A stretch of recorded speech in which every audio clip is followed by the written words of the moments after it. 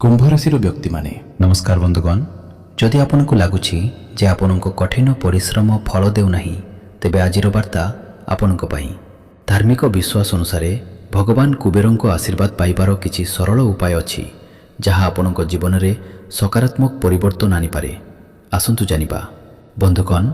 गोटे पथर रे तीनोटी पक्षी को मारिदेव। सावधान रुहतु, दुनिया बाकमुक्त रहिबो। राहु, केतु एवं बृहस्पति ग्रहर गोचर हेउछि जहाँ आपनको पई तीनोटी महान खबर आनिबो। एहा व्यतीत आपण जहाँ भावंती ताहा होई जिबे, हा भावंती ताहा होई जिबे। तेनु आमको जने महान व्यक्ति हेबा विषय रे चिंता करिबा उचित, कारण ब्रह्मांड को जहाँ वार्ता पहुँचबो आपण जहाँ होई जानती ताहा होई जिबे। बंधुगण, मो कथा को हालुका भावरे नेबार भूल करंतु नाही। आजिर भिडियो आपनको पई बहुत विशेष एवं आश्चर्यजनक। आमे आपनको एपरी एक राज्य विषय रे कहिबु जहाँ आपनको मन को संपूर्ण भावरे उड़ाई देबो। आपण जहाँ चाहुचंती ताहा पाइबे, ताहा प्रेम हेउ, जीवन साथी हेउ, घर हेउ। हठात एक बड़ ग्रह परिवर्तन जोगु सबु किछि ठीक हेबाकु जाउछि। बंधुगण, आजिर वार्ता आपनको पई बहुत स्वतंत्र। कुहा जाए जे जेतेबेले राहु एवं केतु बृहस्पतिको गति सहित एककालीन गुरुत्वपूर्ण परिवर्तन सुचाई थांती सेतेबेले अनेक लोकंको जीवन में अप्रत्याशित मोड़ आसीपारे। काहार जीवन में हठात नूतन परिवर्तन देखा दे पारे। जदि एपरी सुजोग किंबा एपरी समय आसे तेबे शास्त्र सूचित करे जे भविष्यत रे आपण गोटे पथर रे तीनोटी पक्षी मारी पारिबे। अर्थात आपण भाबुथिबे कोन हेबाकु जाउछि, चिंता करिबार कौनसी आवश्यकता नाही।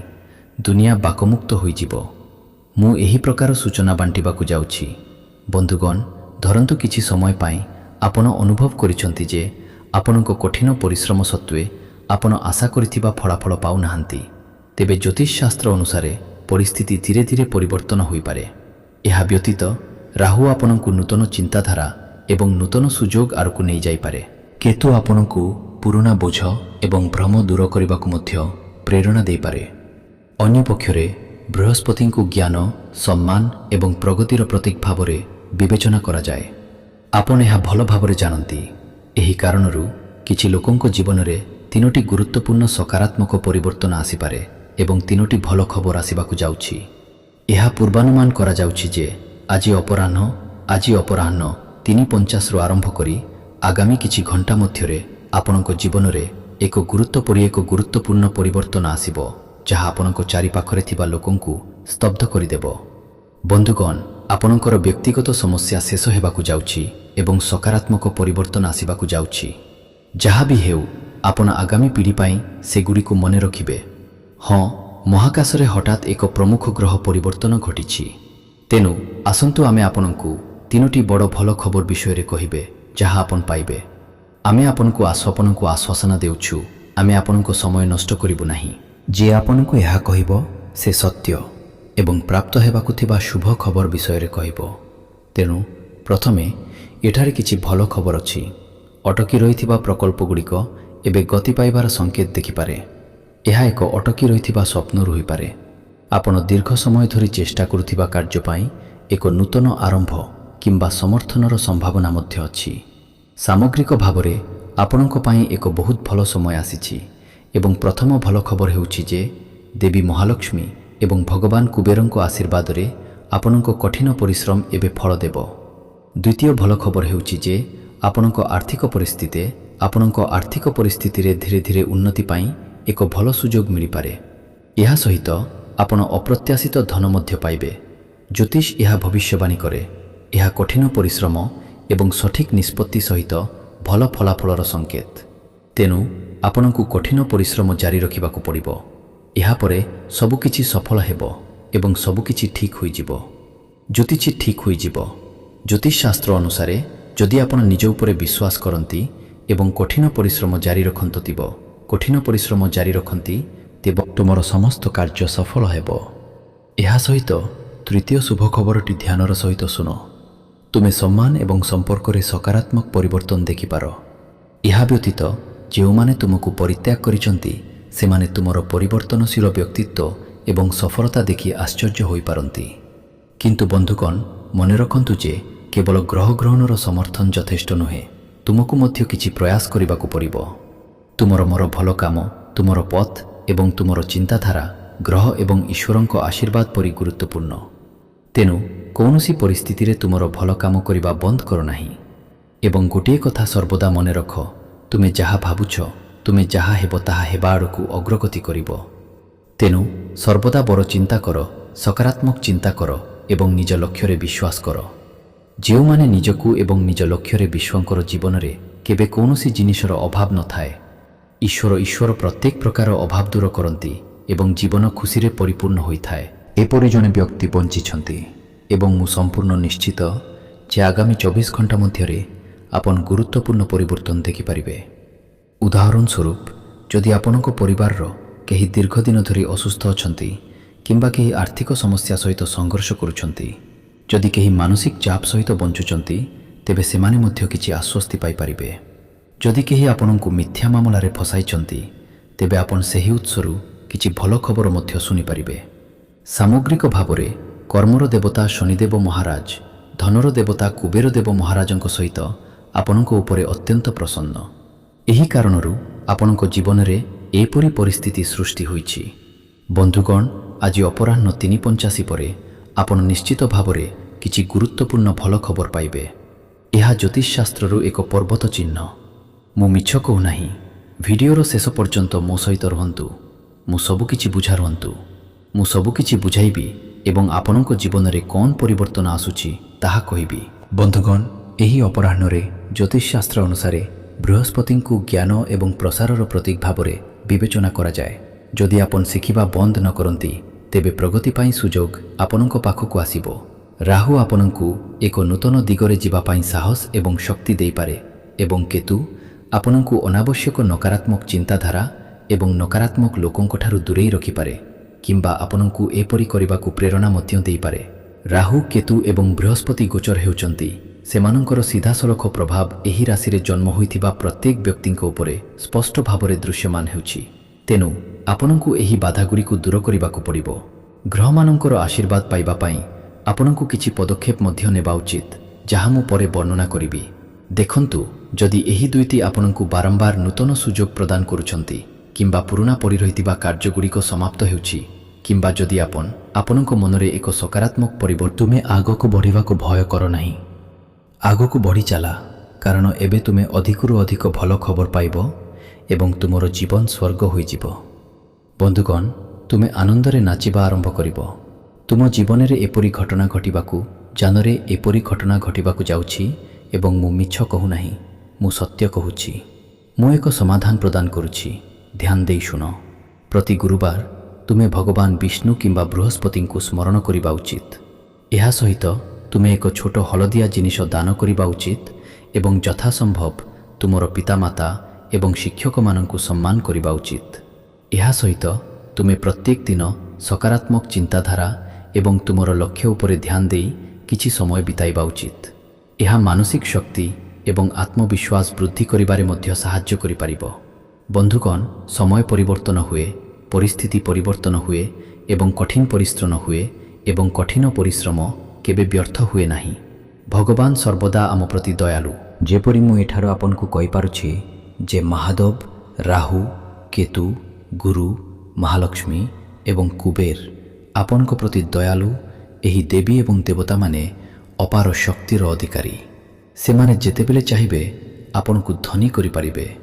ହଁ, ଯଦି ଆପଣଙ୍କର ଏକ ଦୃଢ଼ ଦୃଷ୍ଟି, ଭଲ କାର୍ଯ୍ୟ ଏବଂ ଧୈର୍ଯ୍ୟ ଅଛି, ତେବେ ଆପଣ ଆପଣଙ୍କ ଗସ୍ତର ପରବର୍ତ୍ତୀ ଦିନଗୁଡ଼ିକରେ ଆପଣଙ୍କ ଜୀବନରେ ସକାରାତ୍ମକ ପରିବର୍ତ୍ତନକୁ ସ୍ୱାଗତ କରିପାରିବେ। ଦେବୀ ମହାଲକ୍ଷ୍ମୀ ଆପଣଙ୍କ ଘରକୁ ଆସିପାରନ୍ତି ଏବଂ ଆପଣଙ୍କର ଅନେକ ଆର୍ଥିକ ସମସ୍ୟାକୁ ଦୂର କରିପାରନ୍ତି। ଆଜିର ଭିଡ଼ିଓ ଦେଖନ୍ତୁ। ଯଦି ଆପଣ ଏହାକୁ ଟିକିଏ ବି ଉପଭୋଗ କରିଛନ୍ତି, ଦୟାକରି ଏହାକୁ ଲାଇକ୍ କରନ୍ତୁ। ଏହା ଚ୍ୟାନେଲରେ ଆପଣଙ୍କର ପ୍ରଥମ ଥର। ଯଦି ଆପଣ ସମାନ ଚ୍ୟାନେଲଗୁଡ଼ିକୁ ସବସ୍କ୍ରାଇବ୍ କରିନାହାନ୍ତି, ଦୟାକରି ତାହା କରନ୍ତୁ। ଆପଣ ମନ୍ତବ୍ୟ ବିଭାଗରେ ଧନ୍ୟବାଦ ଗୁରୁଦେବ ଲେଖିପାରିବେ। କିନ୍ତୁ ଆମେ ଆପଣଙ୍କୁ ଏକ ପରାମର୍ଶ ମଧ୍ୟ ଦେବାକୁ ଚାହୁଁଛୁ। କେବେ ବି କେବଳ ଗ୍ରହଣ ଉପରେ ନିର୍ଭର କରନ୍ତୁ ନାହିଁ, କାରଣ ଜ୍ୟୋତିଷ ଆପଣଙ୍କୁ ମାର୍ଗଦର୍ଶନ କରିପାରିବ। ମୁଁ ସହମତ, କିନ୍ତୁ ତୁମର କାର୍ଯ୍ୟ, କଠିନ ପରିଶ୍ରମ ଏବଂ ସଠିକ୍ ନିଷ୍ପତ୍ତି ତୁମର ଗନ୍ତବ୍ୟ ସ୍ଥଳକୁ ଯିବାର ପଥ ନିର୍ଣ୍ଣୟ କରେ।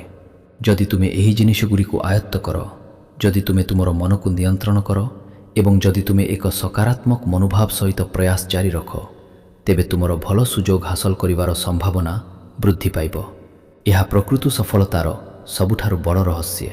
ବନ୍ଧୁଗଣ, ଯାହା ଘଟିବାକୁ ଯାଉଛି ତାହା ତୁମର ମନକୁ ସମ୍ପୂର୍ଣ୍ଣ ଭାବରେ ଉଡ଼ାଇ ଦେବ। ଏକ ବିରାଟ ପରିବର୍ତ୍ତନ ହେବ। ରାତିରେ ତୁମର ନିଦ ହରାଯିବ। କିନ୍ତୁ ଆମେ ଅନୁରୋଧ କରୁଛୁ ଯେ ତୁମେ ମୋର ଭିଡ଼ିଓକୁ ହାଲୁକା ଭାବରେ ନିଅ ନାହିଁ, କାରଣ ଆମେ ତୁମକୁ ବହୁତ ଗୁରୁତ୍ୱପୂର୍ଣ୍ଣ ସୂଚନା ପ୍ରଦାନ କରିବୁ, ଯାହା ବୁଝିବା ପାଇଁ ଅତ୍ୟନ୍ତ ଗୁରୁତ୍ୱପୂର୍ଣ୍ଣ।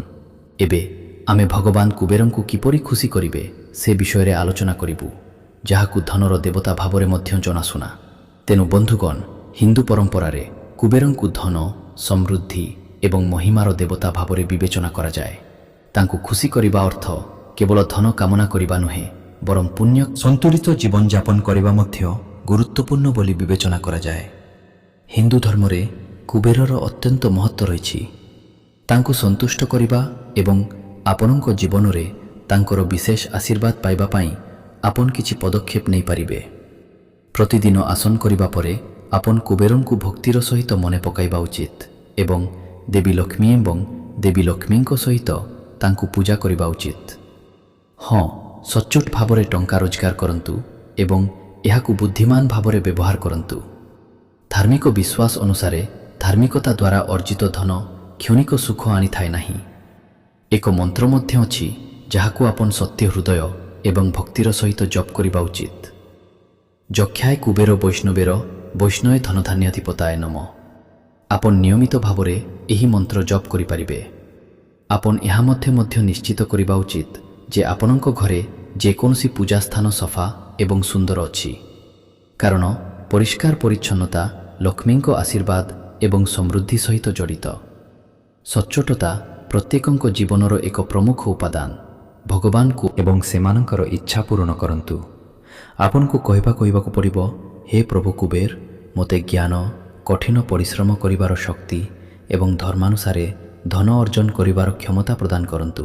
ସେ ମୋ ଜୀବନରେ ଶୁଭ, ସମୃଦ୍ଧି ଏବଂ ସନ୍ତୋଷ ବଜାୟ ରଖନ୍ତୁ ଏବଂ ମୋତେ ମୋର ଧନକୁ ବୁଦ୍ଧିମାନ ଭାବରେ ବ୍ୟବହାର କରିବାକୁ ପ୍ରେରଣା ଦିଅନ୍ତୁ। ବନ୍ଧୁଗଣ, ଧାର୍ମିକ ବିଶ୍ୱାସ ଅନୁସାରେ ଦେବୀ କୁବେରଙ୍କ ଆଶୀର୍ବାଦ କେବଳ ଧନ ସହିତ ଜଡ଼ିତ ନୁହେଁ, ବରଂ ପ୍ରାୟତଃ ଜ୍ଞାନ, ସନ୍ତୋଷ ଏବଂ ଅନନ୍ତ କର୍ମ ସହିତ ମଧ୍ୟ ଜଡ଼ିତ। ଯଦି ଆପଣ ଆପଣଙ୍କ ପିତାମାତାଙ୍କୁ ଗଭୀର ଭାବରେ ସମ୍ମାନ କରନ୍ତି ଏବଂ ସେମାନଙ୍କୁ କେବେ ଅଣଦେଖା କରନ୍ତି ନାହିଁ, ତେବେ ଆପଣ ବ୍ରାହ୍ମଣ ଶକ୍ତିର ଆଶୀର୍ବାଦ ପାଇବେ। ଆପଣ ଦେବୀ ଏବଂ ଦେବୀମାନଙ୍କର ବିଶେଷ ଆଶୀର୍ବାଦ ମଧ୍ୟ ପାଇବେ। ଶୁଣନ୍ତୁ, ଏଠାରୁ ଆମେ ଆପଣଙ୍କୁ କହିବୁ ଯେ ଆପଣଙ୍କର ଗୁରୁତ୍ୱପୂର୍ଣ୍ଣ କୁଣ୍ଡଳୀ କ'ଣ ରହିବ। ତେଣୁ ବନ୍ଧୁଗଣ, କିଛି ସମୟ ଧରି ଲାଗି ରହିଥିବା ଦ୍ୱନ୍ଦ୍ୱ ଏବଂ ଚିନ୍ତା ଦୂର ହୋଇଯିବ। ଏକ ଅସମ୍ଭବ ମନେ ହେଉଥିବା କାର୍ଯ୍ୟର ହଠାତ୍ ସମାପ୍ତି ଆନନ୍ଦ ଏବଂ ଉତ୍ସାହ ଆଣିବ। ଆପଣ ନିଜ ଭିତରେ ଶକ୍ତିର ଏକ ଉଷ୍ମତା ଏହା ଆପଣଙ୍କୁ ଅପାର ଆନନ୍ଦ ଦେବ, କାରଣ ଏହି ତୀର୍ଥଯାତ୍ରା ଏକ ଆଶୀର୍ବାଦ ପ୍ରମାଣିତ ହେବ। କିନ୍ତୁ ଆପଣଙ୍କର ଭାବପ୍ରବଣ ଏବଂ ଅସ୍ଥିର ସ୍ୱଭାବ ସମସ୍ୟା ସୃଷ୍ଟି କରିପାରେ। ଗୁରୁତ୍ୱପୂର୍ଣ୍ଣ ଜିନିଷପତ୍ର ଏବଂ ଡକ୍ୟୁମେଣ୍ଟଗୁଡ଼ିକୁ ସୁରକ୍ଷିତ ରଖନ୍ତୁ। କିଛି ହଜିଯିବା କିମ୍ବା ଚୋରି ହେବାର ଆଶଙ୍କା ଅଛି ଏବଂ ହଁ, ବ୍ୟବସାୟିକ କ୍ଷେତ୍ରରେ ପରିସ୍ଥିତି ଆପଣଙ୍କ ସପକ୍ଷରେ ରହିବ। ସରକାରୀ କାମରେ ସମସ୍ୟାର ସମାଧାନ ହେବ। ଚାକିରି କରୁଥିବା ଲୋକମାନେ ସହକର୍ମୀଙ୍କ ସହିତ ସମ୍ପର୍କ ଖରାପ କରିପାରନ୍ତି। ଏହା ଅଫିସ କାର୍ଯ୍ୟକୁ ପ୍ରଭାବିତ କରିପାରେ ଏବଂ ନକାରାତ୍ମକ ପରିସ୍ଥିତିରେ ଧୈର୍ଯ୍ୟ ଏବଂ ସଂଯମତା ଅବଲମ୍ବନ କରନ୍ତୁ। ଘରେ ଶାନ୍ତି ବଜାୟ ରଖିବାକୁ ଚେଷ୍ଟା କରନ୍ତୁ। ପ୍ରେମ ସମ୍ପର୍କରେ ଦୂରତା କିମ୍ବା ପୃଥକୀକରଣ ହୋଇପାରେ। ଏହା ସହିତ ରକ୍ତଚାପ କିମ୍ବା ମଧୁମେହ ଥିବା ଲୋକମାନେ ନିଜର ବିଶେଷ ଯତ୍ନ ନେବା ଉଚିତ। ଏକ ବ୍ୟବସ୍ଥିତ କାର୍ଯ୍ୟ, ନୀତିଦିନିଆ ଏବଂ ନିତ୍ୟକର୍ମ ବଜାୟ ରଖିବା ଅତ୍ୟନ୍ତ ଜରୁରୀ। ଆପଣଙ୍କ ସୂଚନା ପାଇଁ ମୁଁ ଆପଣଙ୍କୁ ଜଣାଇବାକୁ ଚାହୁଁଛି ଯେ ଆଜି ଆପଣଙ୍କ ମନରେ ଅନେକ ପ୍ରଶ୍ନ ରହିବ ଏବଂ ଆପଣ ପରିବାର ସଦସ୍ୟମାନେ ଆପଣଙ୍କର ଯୁକ୍ତିଯୁକ୍ତ ଚିନ୍ତାଧାରାକୁ ମୂଲ୍ୟ ଦେବେ। ଯେଉଁମାନେ ଘର ପରିଚାଳନା କରୁଛନ୍ତି ସେମାନେ କାର୍ଯ୍ୟ ଏବଂ ଯୋଜନାର ତାଲିକା ପ୍ରସ୍ତୁତ କରିବେ। ପାରିପାର୍ଶ୍ୱିକ ପରିବେଶ ସକ୍ରିୟ ରହିବ। ଆର୍ଥିକ ସମ୍ପର୍କିତ ତଥ୍ୟ ଯାଞ୍ଚ ଜରୁରୀ ହେବ। ଖବରରେ ତୁରନ୍ତ ପ୍ରତିକ୍ରିୟା ଦେବାରୁ ଦୂରେଇ ରୁହନ୍ତୁ। ଆପଣଙ୍କ ଶବ୍ଦଗୁଡ଼ିକୁ ସତର୍କତାର ସହିତ ବାଛନ୍ତୁ। ସଠିକ୍ ସୂଚନା ପାଇବା ଆପଣଙ୍କ ଆତ୍ମବିଶ୍ୱାସକୁ ବୃଦ୍ଧି କରିବ। ଏବଂ ଗବେଷଣା ଏବଂ ଯୋଗାଯୋଗ କାର୍ଯ୍ୟ ଗୁରୁତ୍ୱପୂର୍ଣ୍ଣ ହେବ। ତଥ୍ୟ କିମ୍ବା ବିଶ୍ଳେଷଣ ସହିତ ଜଡ଼ିତ ଲୋକମାନେ ଏକ ବିଷୟକୁ ଗଭୀର ଭାବରେ ତଦନ୍ତ କରିବେ। ଗଣମାଧ୍ୟମ କିମ୍ବା ସାମ୍ବାଦିକତାରେ କାମ ପାଇଁ ଗୁରୁତ୍ୱପୂର୍ଣ୍ଣ ଖବର ଉପଲବ୍ଧ ହୋଇପାରେ। ଆପଣଙ୍କର ରିପୋର୍ଟିଂ ପରିଚାଳନାରେ ଦୃଢ଼ ହେବ। ସ୍ୱାଧୀନ ଭାବରେ କାମ କରୁଥିବା ଲୋକମାନେ ଗ୍ରାହକମାନଙ୍କ ସହିତ କଥା ସ୍ପଷ୍ଟ କରିବେ। ସଠିକ୍ ପ୍ରଶ୍ନ ପଚାରିବା କାର୍ଯ୍ୟରେ ଲାଭଦାୟକ ହେବ। ଗୁଜବଠାରୁ ଦୂରରେ ରୁହନ୍ତୁ ଏବଂ ହଁ, କେହି ଜଣେ ବିଶେଷ ବ୍ୟକ୍ତି ହଠାତ୍ ଆପଣଙ୍କ ଜୀବନରେ ପ୍ରବେଶ କରିପାରନ୍ତି। ଆପଣ କୌଣସି ପାର୍ଟି କିମ୍ବା ଗମ୍ଭୀର ପ୍ରତିଶ୍ରୁତି ଦେବା ପରିବର୍ତ୍ତେ ଆଜି ଭଲ ସ୍ମୃତି ସୃଷ୍ଟି କରିବା ଉପରେ ଧ୍ୟାନ ଦିଅନ୍ତୁ। ବନ୍ଧୁଗଣ, ଅଧିକ ମିଠା ଖାଇବାରୁ ଦୂରେଇ ରୁହନ୍ତୁ। ପ୍ରଚୁର ପାଣି ପିଅନ୍ତୁ ଏବଂ ତାଜା ଫଳ ଖାଆନ୍ତୁ। ପ୍ୟାକେଜ ହୋଇଥିବା ଜୁସ୍ ଅପେକ୍ଷା ସମ୍ପୂର୍ଣ୍ଣ ଫଳ ଅଧିକ ଲାଭଦାୟକ ହେବ। ସକାଳେ କାମ ବିଳମ୍ବ ହେବ ଏବଂ ଆୟ ହ୍ରାସ ପାଇବ।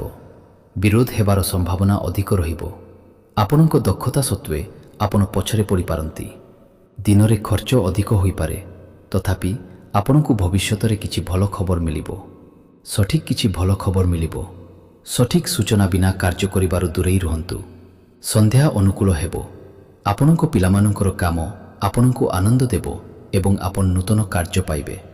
ଚାକିରି କରୁଥିବା ଲୋକଙ୍କ ପାଇଁ ଉପରିସ୍ଥ ଅଧିକାରୀଙ୍କ ଠାରୁ ହଇରାଣ ଶେଷ ହେବ। ବ୍ୟବସାୟ ସ୍ୱାଭାବିକ ରହିବ, କିନ୍ତୁ ବୈବାହିକ କଳହ ଶେଷ ହେବ। ପ୍ରେମ ଜୀବନ ପଛରେ ପଡ଼ିପାରେ। ସରକାରୀ ଚାକିରି କରୁଥିବା ଲୋକଙ୍କ ପାଇଁ ମୁଁ ଆପଣଙ୍କୁ ଜଣାଇବାକୁ ଚାହୁଁଛି ଯେ ଏକ ଗମ୍ଭୀର ବିଷୟ ଉପରେ ଏକ ବିଶେଷ ବ୍ୟକ୍ତିଙ୍କ ସହିତ ଆଲୋଚନାରେ ଆପଣଙ୍କ ଦୃଢ଼ ଯୁକ୍ତିକୁ ପ୍ରଶଂସା ଏବଂ ସେମାନେ ମଧ୍ୟ ଆପଣଙ୍କୁ ଗ୍ରହଣ କରିବେ। ଏହାର ଅର୍ଥ ହେଉଛି ଆପଣ ଲୋକଙ୍କ ପାଇଁ ପ୍ରେରଣା ପାଲଟି ଯାଉଛନ୍ତି। ଛାତ୍ରମାନେ ସେମାନଙ୍କ କଠିନ ପରିଶ୍ରମ ଅନୁସାରେ ଫଳାଫଳ ପାଇବେ। ଏହାପରେ ଛାତ୍ରମାନଙ୍କ ମଧ୍ୟରେ ଖୁସିର ପରିବେଶ ରହିବ।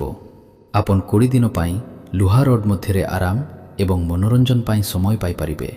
ଏହା ସହିତ ଏକ ଭୁଲ ନିଷ୍ପତ୍ତି କିମ୍ବା ସମସ୍ୟା ନିକଟ ସମ୍ପର୍କୀୟଙ୍କ ସହିତ ଯୁକ୍ତିତର୍କର କାରଣ ହୋଇପାରେ। ଏବଂ ହଁ, ଶୀଘ୍ର ଏବଂ ଆବେଗପୂର୍ଣ୍ଣ ଭାବରେ ନିଆଯାଇଥିବା ନିଷ୍ପତ୍ତି ମଧ୍ୟ ଯଥେଷ୍ଟ କ୍ଷତିର କାରଣ ହୋଇପାରେ।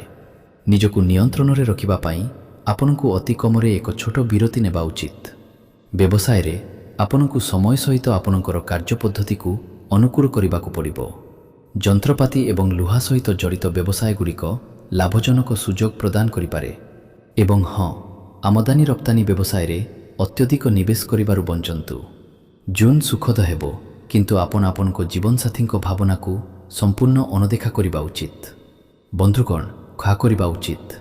ବନ୍ଧୁଗଣ, ଆଜି ଆପଣ ଭବିଷ୍ୟତ ପାଇଁ ଆପଣ ଏପରି ଏକ ସମୟରେ ଅଛନ୍ତି ଯେଉଁଠାରେ ଆଜିର ପସନ୍ଦ ଆପଣଙ୍କ ଭବିଷ୍ୟତକୁ ପ୍ରଭାବିତ କରିବ ଏବଂ ଏହା ଆପଣଙ୍କ ଅପେକ୍ଷା ଭଲ ଭାବରେ ଆଉ କେହି ଜାଣିପାରିବେ ନାହିଁ। ବନ୍ଧୁଗଣ, ଆପଣ ଆପଣଙ୍କର କ୍ଷମତା ଉପରେ ଗର୍ବ ଅନୁଭବ କରିବେ। ବିଦେଶରେ ଥିବା ଜଣଙ୍କ ସହିତ ସମ୍ପର୍କ ମୂଲ୍ୟବାନ ମାର୍ଗଦର୍ଶନ ପ୍ରଦାନ କରିବେ। ଆପଣ ଏବେ ଆପଣଙ୍କର ବର୍ତ୍ତମାନର ସ୍ଥିତି ବାହାରେ ଆହୁରି ଅଧ୍ୟୟନ କରିବାକୁ ସମ୍ପୂର୍ଣ୍ଣ ପ୍ରସ୍ତୁତ ଥିବା ପରି ମନେ ହୁଏ। ଏହା ନୂତନ କ୍ୟାରିୟର ସୁଯୋଗ ଖୋଲିବେ ଏବଂ ଷ୍ଟାର୍ଟଅପ୍ ଏବଂ ଅନ୍ୟାନ୍ୟ ବ୍ୟବସାୟ ସହିତ ଜଡ଼ିତ ଲୋକମାନେ ଉତ୍ସାହିତ ହେବେ। ଦୂରରେ ରହୁଥିବା ଜଣେ ସାଥୀଙ୍କୁ ଭେଟିବା ପାଇଁ ଏକ ଦୃଢ଼ ଯୋଜନା କରାଯିବେ। ଆପଣ ପ୍ରତିବଦ୍ଧତା ନେବା ପୂର୍ବରୁ ଆପଣଙ୍କର ବ୍ୟକ୍ତିଗତ ସ୍ୱପ୍ନ ଏବଂ ଭବିଷ୍ୟତ ଉପରେ ଧ୍ୟାନ ଦେବେ। ଅବିବାହିତମାନେ ଅନ୍ୟ ଦେଶ କିମ୍ବା ସଂସ୍କୃତିର କାହା ପ୍ରତି ଆକର୍ଷିତ ହୋଇପାରନ୍ତି। ସମ୍ପର୍କ ଗଢ଼ିବା ବିଷୟ